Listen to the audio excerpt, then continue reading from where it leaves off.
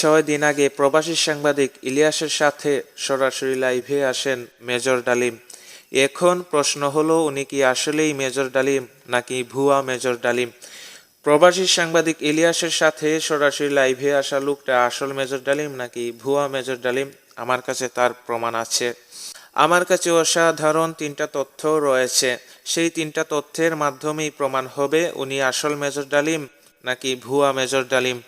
আসল মেজর ডালিমের ছবি ইন্টারনেটে এখনও বিদ্যমান আছে, আর গুগলে সার্চ করলেও মেজর ডালিমের শত শত ছবি পাওয়া যাবে।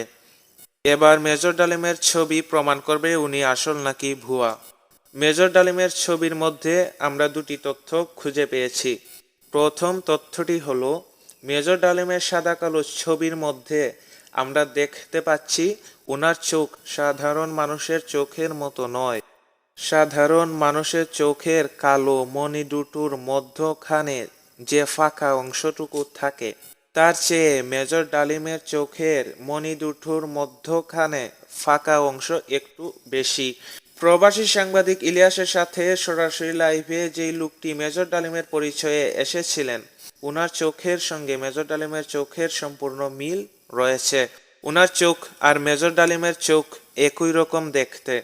শুধু কি চোখ একই রকম দেখতে?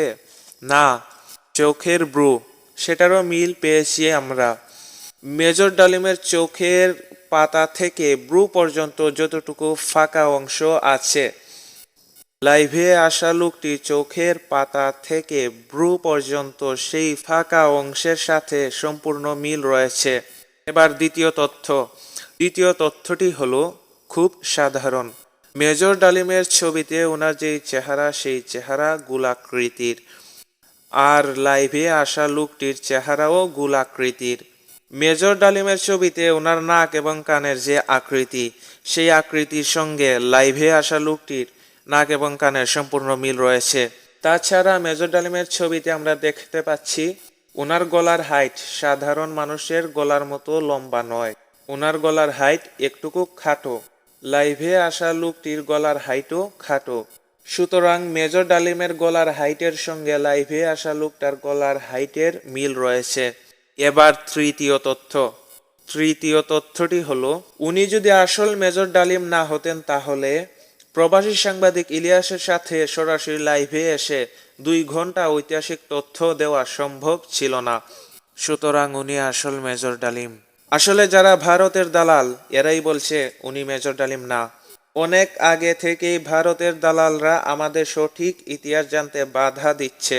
কারণ আমরা যদি সঠিক ইতিহাস জানি, তাহলে আওয়ামী লীগের এবং ভারতের কালো মুখোশ খুলে যাবে। আপনারা ভারতের দালালদের কথায় কান দিবেন না।